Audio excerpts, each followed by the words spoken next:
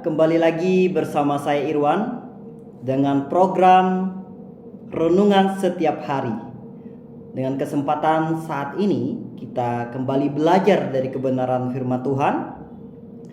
Sebagai dasar renungan kita pada saat ini, saya akan mengajak kita untuk membaca satu ayat, yaitu dalam Kisah Para Rasul pasal 4 ayat yang ke-12. Kita buka dalam Kisah Para Rasul pasal yang keempat ayat yang ke-12. Saya akan membaca untuk kita.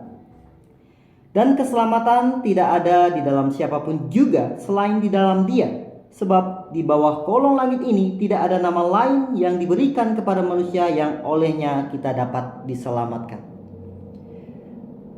Firman Tuhan berkata bahwa tidak ada nama lain lagi di bawah kolong langit ini, hanya di dalam Dia. Jika kita baca secara konteks, di sini berbicara tentang Yesus Kristus. Jadi Dia di sini adalah Yesus Kristus. Mengapa Alkitab sangat gamblang sekali berkata bahwa di dalam Dia tidak ada nama lain yang olehnya kita dapat diselamatkan? Sangat jelas bahwa Alkitab, kalau kita meyakini Alkitab ini satu-satunya firman Tuhan, berarti benarlah perkataan Alkitab yang mengatakan bahwa tidak ada keselamatan di luar Yesus Kristus. Tetapi banyak sekali orang berkata bahwa keselamatan bisa melalui usaha. Keselamatan bisa melalui berbagai hal. Bahkan pergi ke gunung untuk bertapa dan segala macam ritual yang mereka lakukan untuk memperoleh keselamatan. Tetapi kita sebagai orang Kristen percaya bahwa Yesus Kristus adalah satu-satunya juru selamat kita. Kita ketahui bahwa setiap manusia sudah berdosa. Setiap manusia sudah kehilangan kemuliaan Allah. Manusia sudah terpisah dari Allah. Ibaratkan kertas yang putih tidak bisa disentuh oleh setitik noda pun. Begitu manusia yang sudah jatuh dalam dosa, dia tidak bisa menghampiri Allah, sebab Allah adalah Allah yang Maha Kudus. Perlu kita ketahui bahwa pertanyaan bagi kita, bagaimana cara kita menyelesaikan dosa? Oleh sebab itu saya mengambil judul untuk kita renungkan bersama-sama pada saat ini, yaitu karya penyelamatan hanya di dalam Yesus Kristus. Karya penyelamatan hanya di dalam Yesus Kristus. Tidak ada seseorang pun yang bisa berkarya untuk keselamatan kita, begitu. Karena setiap manusia sudah berdosa. Coba kita baca di dalam Roma pasal 3 ayat 10. Jikalau kita baca dalam Roma pasal 3 ayat 10, di sini dikatakan bahwa seperti ada tertulis, tidak ada yang benar seorang pun tidak. Jadi tidak ada seorang pun yang benar, Bapak Ibu. Seorang pun tidak.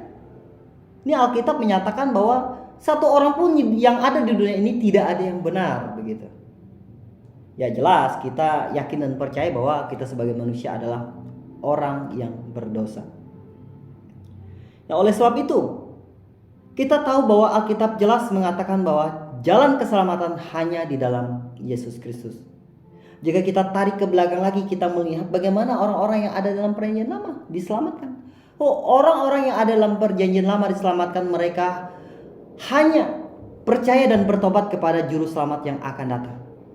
Dalam Kejadian pasal 3, di situ jikalau kita baca secara keseluruhan, di mana manusia jatuh ke dalam dosa, bahkan di situ Allah akan berjanji kirim juru selamat kepada mereka. Bagaimana caranya mereka diselamatkan? Yaitu dengan bertobat dan percaya kepada juru selamat yang akan datang nantinya. Dengan diperintahkan sebelum juru selamat itu datang, yaitu melakukan ibadah simbolik sederhana. Itu mengambil domba dan menyembelihnya, begitu. Pertanyaan sekarang untuk kita, bagaimana cara kita diselamatkan? Cara kita diselamatkan yaitu sama, yaitu bertobat dan percaya kepada juru selamat yang sudah datang, yaitu Yesus Kristus di atas kayu salib telah menumpahkan darahnya untuk menyelamatkan kita. Ketika Yohanes berseru dalam Yohanes pasal 1 ayat 29, lihatlah anak domba Allah. Dia menunjuk ke arah Yesus Kristus, anak domba Allah yang akan menghapus dosa seisi dunia. Bahkan tercatat dalam 1 Yohanes pasal 2 ayat 2, dialah menyelamatkan dosa seisi dunia. Tanpa penumpahan darah tidak ada pengampunan. Tercatat di dalam Ibrani pasal 9 ayat 22, tanpa penumpahan darah tidak ada pengampunan. Wow, sangat luar biasa sekali. Bagaimana bisa manusia menyelamatkan dirinya begitu? Karena sebab di dalam Efesus pasal 2 ayat 8, di situ dikatakan bahwa saya akan membawa kita membuka di dalam Efesus pasal 2 ayat 8.